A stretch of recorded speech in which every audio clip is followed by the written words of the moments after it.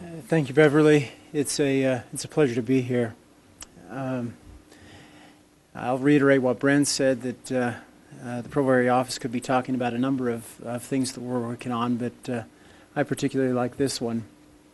If we go to the next slide, we'll talk about A.V. Watkins Dam and Willard Bay Reservoir. A.V. Watkins Dam is part of the Weber Basin Project. The Weber Basin Project is a multi-purpose project built under the authority of the 1939 Act. It was constructed from 1958, let's go back one, from 1958 to 1964.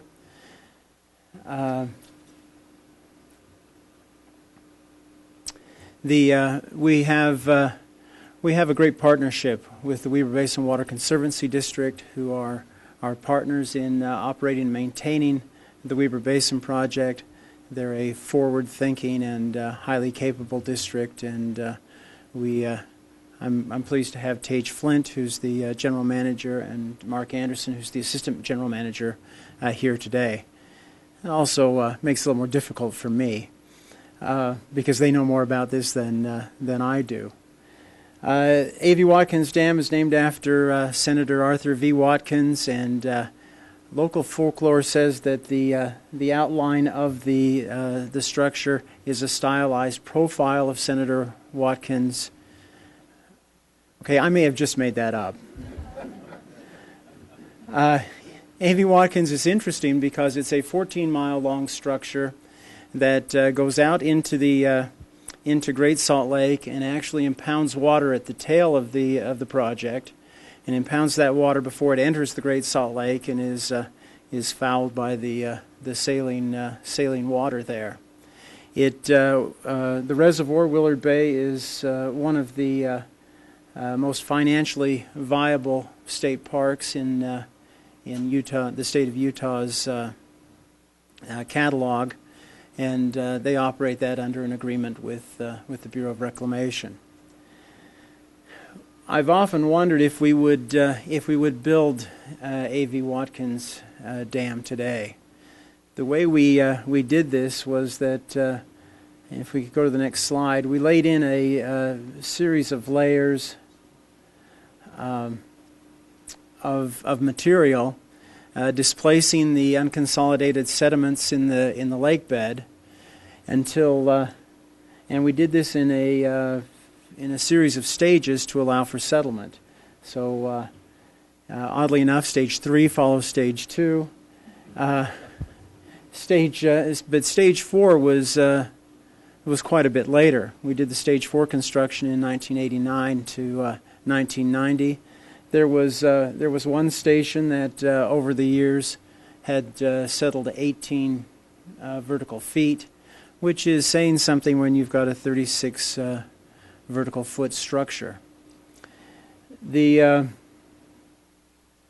we go forward in the history a little bit, let's go to the next slide. In November of 2006, there was a landowner on the south side of the dam noticed some increase in seepage, which indicated a piping through the foundation. It was a serious incident, and as a result, we built a large berm on the upstream side of the structure at that section, stopped the piping, and then from 2008 to 2009, we undertook a safety of dams fix, and on the south side and southwest sides, we constructed a cement-bentonite wall that went from the crest down through the foundation to intercept seepage through the foundation of the structure. Let's go to the next slide.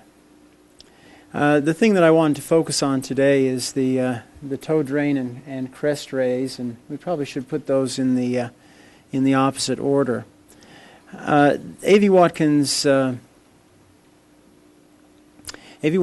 Dam was built to be able to impound 227,000 acre feet, but it had actually been planned to be a larger structure, able to impound 250,000 acre feet.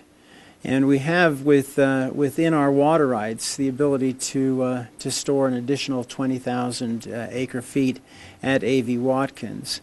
The Weber Basin Water Conservancy District, being the forward-thinking entity that they are, and facing the same situations that we all do: increasing population,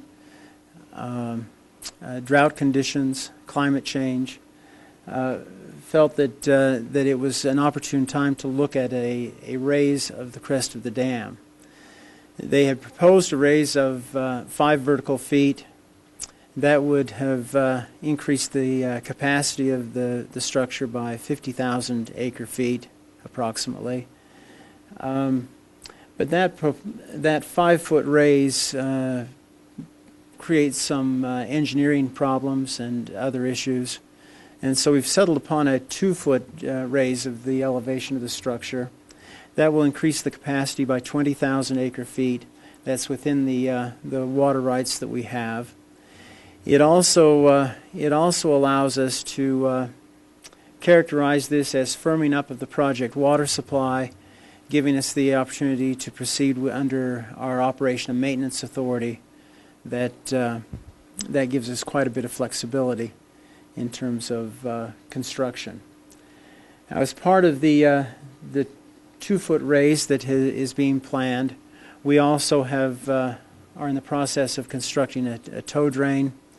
That tow drain will allow for filtration and monitoring of seepage on the north side of the structure, and is an important improvement.